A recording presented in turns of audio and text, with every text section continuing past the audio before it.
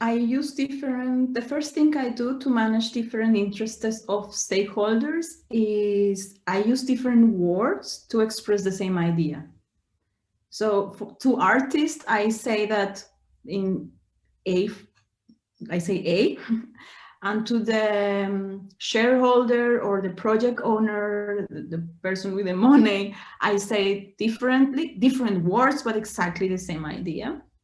Because at the beginning I was using the same words and it didn't work very well.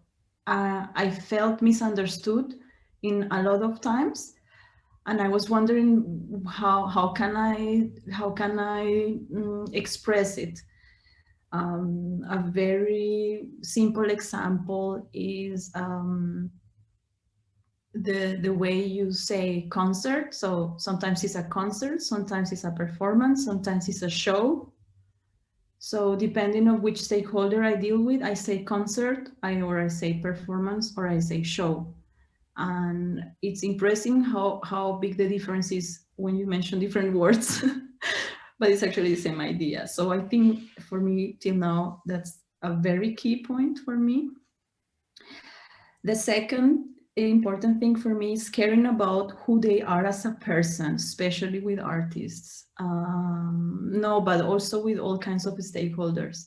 The non-artists, I will allow myself to put in people in boxes, artists, non-artists, even though I really think we are all artists and all creative. It's in our nature, but for the purpose of simplifying my answers, also the administrative part, the non-artist part, they also want to take to be taken and to be cared about them as a person and not only as a number.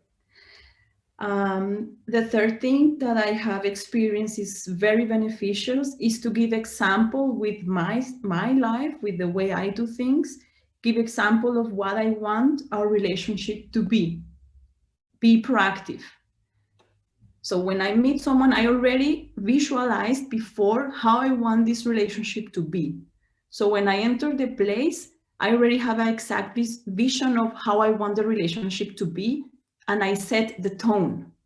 So the other person more or less only has the choice to react to what I offered. So that's key for me. Another thing we do, it can be seen a little bit negative when I say the word name dropping, or I also call it the star effect. It's a concept that I think it evolved because of the fear of not getting enough revenue. So if you don't have a famous artist performing, you might not get enough tickets sell, or you might not get enough advertisement, or might not get enough sponsors. So you really need to have a big name, and we call name dropping, or I call it the star effect.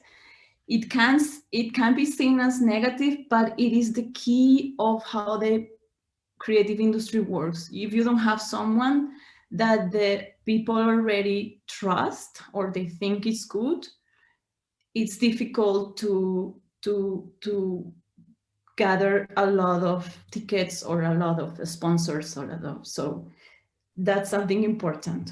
So when you are looking for a sponsor, for a stakeholder that is a sponsor, they always want to hear if somebody is already famous.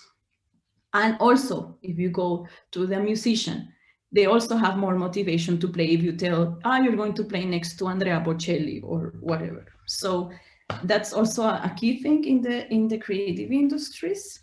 And the last point I want to mention is the pandemic.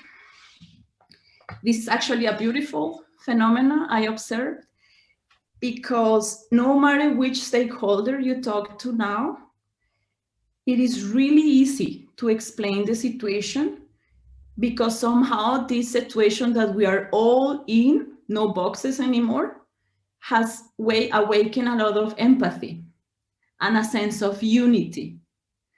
And I think this might be very beneficial for future cooperations, where you meet yourself in the same unfortunate situation, then in future projects, you might come back to the same people that had understanding for you and have a cooperation. So that is how I manage the different interests of stakeholders in the creative industries.